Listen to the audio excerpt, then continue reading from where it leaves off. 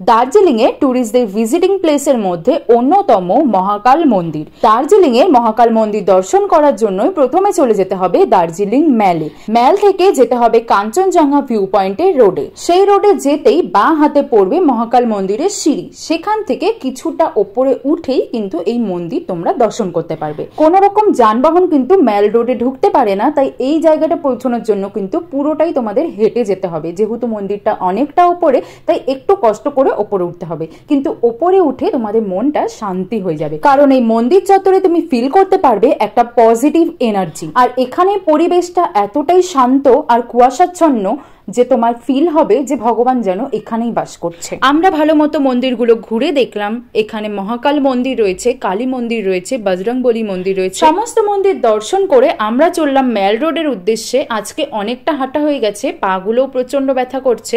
চলো দেখা হচ্ছে নেক্সট ভিডিওতে। টাটা।